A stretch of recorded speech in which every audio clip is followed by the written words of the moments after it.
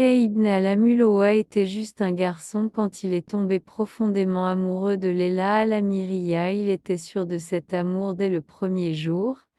Il a posé ses yeux sur elle au maktab, école traditionnelle.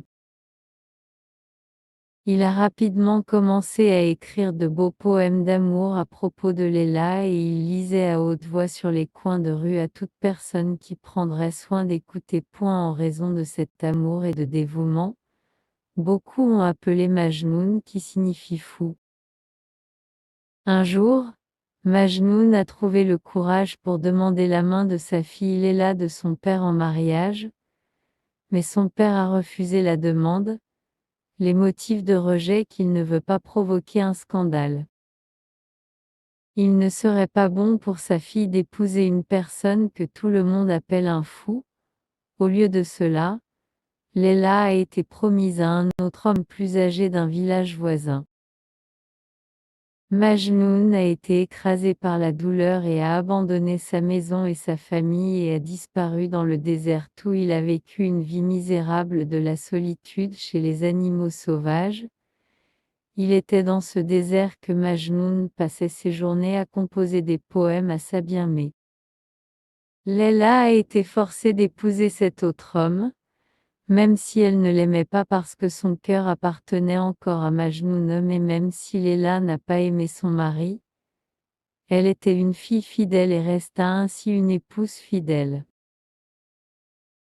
Les nouvelles de ce mariage ont été dévastateuses pour Majnoun qui a continué à vivre une vie de solitude, refusant de retourner à la maison à sa mère et son père dans la ville.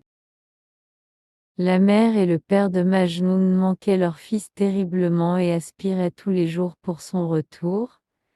Ils ont laissé de la nourriture pour lui au fond du jardin, dans l'espoir qu'un jour il reviendrait, mais Majnoun est resté dans le désert, à écrire sa poésie dans la solitude, ne parlant jamais d'une seule âme.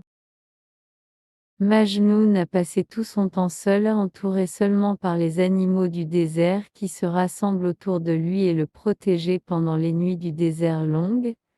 Il a souvent été perçu par les voyageurs qui le passent sur leur chemin vers la ville. Les voyageurs ont dit que Majnoun passait ses journées à réciter de la poésie à lui-même et de l'écriture dans le sable avec un long bâton. Ils ont dit qu'il a été conduit à la folie par un cœur brisé. Plusieurs années plus tard, le père et la mère de Majnoun sont décédés. Sachant de son dévouement à ses parents, Layla était déterminée à envoyer à Majnoun le parole de leur passage. Finalement, elle a trouvé un vieil homme qui a prétendu avoir vu Majnoun dans le désert.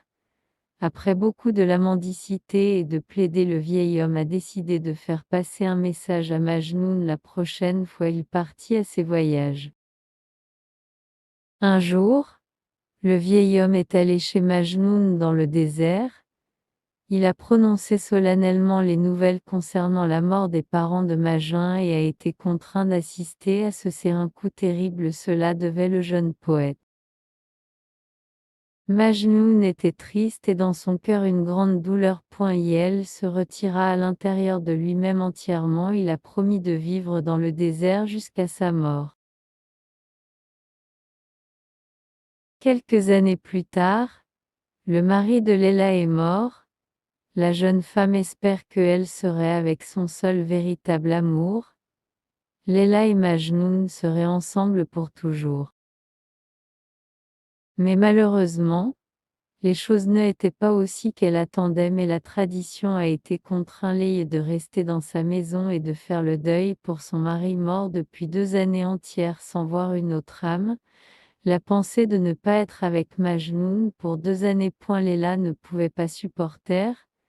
Ces années étaient suffisantes pour causer la mort de cette jeune femme. Layla est mort d'un cœur brisé dans sa maison sans jamais revoir Majnoun. Les nouvelles de la mort de Layla ont atteint Majnoun dans le désert. Il a immédiatement rendu à l'endroit où Layla avait été enterrée et il pleura et pleura jusqu'à ce qu'il se rendit aussi à la douleur impossible et est mort sur la tombe de son seul véritable amour. Je passe par ces murs, Les murs de Léla et embrasse ce mur et le mur. Il est pas l'amour des maisons qui a pris mon cœur, mais de celui qui habite dans ces maisons. Kay ibn al-Amuloa.